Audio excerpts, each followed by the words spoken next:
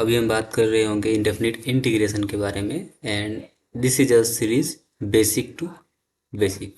Actually इसमें हम basic से बेसिक तक पढ़ेंगे।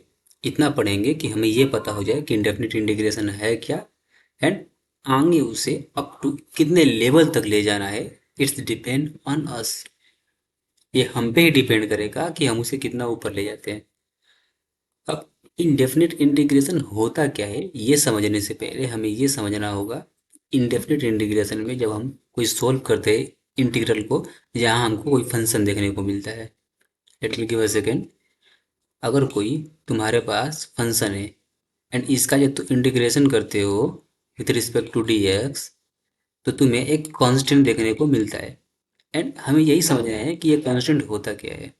क्लियर? सो हमें समझना है कि कांस्टेंट ये सी होता क्या है। इससे पहले हम देखते हैं कि डिफरेंशिएशन क्या होता है। तो हमारे पास ये एक डिफरेंशिएशन है। अगर तुम ध्यान से देखो तो एक्स स्क्वायर प्लस वन को डिफरेंशिएट किया गया है with respect to x. Clear? तो जब हमने एक्स स्क्वायर को डिफरेंशिएट किया तो हमें यहाँ पे टू एक्स देखने को मिला। एंड जब हमने वन को डिफरेंशिएट किया तो हमें यहाँ पे प्लस जीरो देखने को मिला, जो कि हमने शो नहीं किया है। क्लियर? तो हमें ये बात तो पता चला कि एक्स स्क्वायर का डिफरेंशिएशन करने पे हमें ये मिला, एंड वन का डिफरेंशिएशन यानी कांस्टेंट का डिफरेंशिएशन करने पे हमें ज़ीरो मिला।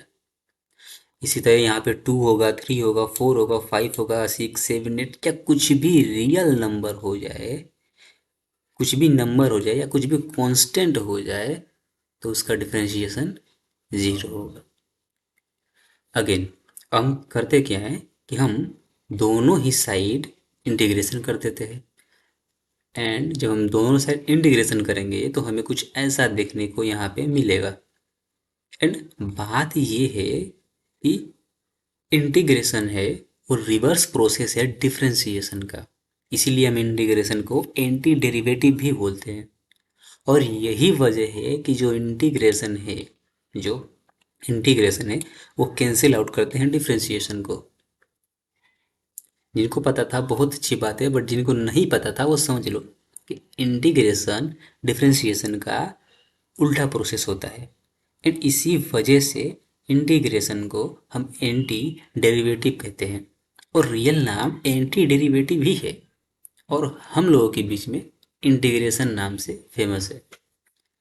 एंड अगेन यहाँ जैसा कि हमें पता है कि इंटीग्रेशन डिफरेंशिएशन का इन्वर्स प्रोसेस है, तो कैंसिल आउट कर सकते हैं। जब हम उसे कैंसिल आउट करेंगे तो हमें नीचे ये देखने को मिलेगा, एंड राइट साइड हमें ये देखने को मिलेगा।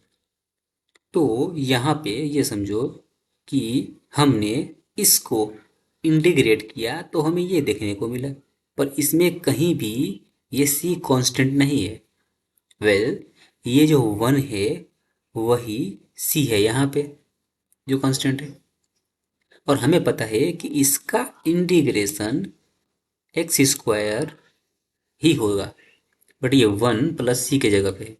और ऐसा हुआ इसलिए है क्योंकि हमें पीछे की बात पता है, हमें पीछे की कहानी पता है कि वन था। अगर हमें नहीं पता होता कि पीछे क्या है, अगर हमें कंडीशन नहीं दी गई होती, तो हम ये बात नहीं कह सकते कि यहाँ पे वन ही होगा। अब जरा सोचो, क्या हो अगर मैं इस वन की जगह पे कोई और रख दूँ, टू रख दूँ, थ्री रख दूँ, फोर रख दूँ, कुछ भी रख दूँ, तो यहाँ भी वही चेंजेस होंगे, एंड यहाँ पे अल्टीमेटली टू, थ्री, फोर हो सकता था। तो बात ये है कि जब मैंने इसको इंटीग्रेट किया तो यहाँ पे वन भी आ सकता था, टू भी आ सकता था, थ्री भी आ सकता था। कहने का मतलब ये है कि यहाँ पे कोई भी कांस्टेंट आ सकता था। इसीलिए हम यहाँ पे कोई भी कांस्टेंट के लिए सी लिखते हैं अगर हमें पता नहीं होता है। बट अगर हमें कंडीशन दी गई होती है तो मुझे सोल्व करके कांस्टेंट ला सकते हैं। आई गेस सभी को ये बात क्लियर हो गई होगी। तो हम अगर आगे बढ़ते हैं तो वाई डू वी राइट सी, हम आखिर सी लिखते ही क्यों है।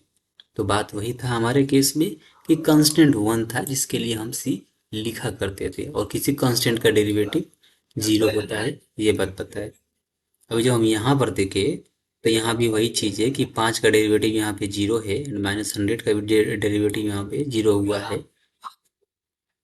तो जब हमें एक इंटीग्रल दिया जाता है, तो हमें उस टाइम पे नहीं पता होता है कि उसका ओरिजिनल कांस्टेंट क्या है। यही रीज़न है कि हम प्लस सी लगाते हैं। This is all about indefinite integration. अब इंडेफिनिट इंटीग्रेशन करने के बाद बात आते हैं इंडेफिनिट इंटीग्रेशन को सोल्व करना। आखिर हम इंडेफिनिट इंटीग्रेशन को सोल्व कैसे करें? तो इंडेफिनिट इंटीग्रेशन को सोल्व करने के कई सारे मेथड है। सबसे पहला बात है नॉर्मल, जो कि इजीली हो जाते हैं। दूसरा लविंग इंटीग्रल, जिसमें हम कोई भी फॉर्मेट को उस फॉर्म में लेके आते हैं जिसका फॉर्मूला हमें पता हो। इतना करने के बाद हम अगला स्टेप जाते हैं substitution, then integration by part. ऐसे कुछ पॉइंट्स है जिनको हम नज़र में रखते हुए इंटीग्रेशन अपने सिलेबस के अंदर पढ़ते हैं। तो ये था बेसिक टू बेसिक इंटीग्रेशन में इंटीग्रेशन होता क्या है, सी होता क्या है।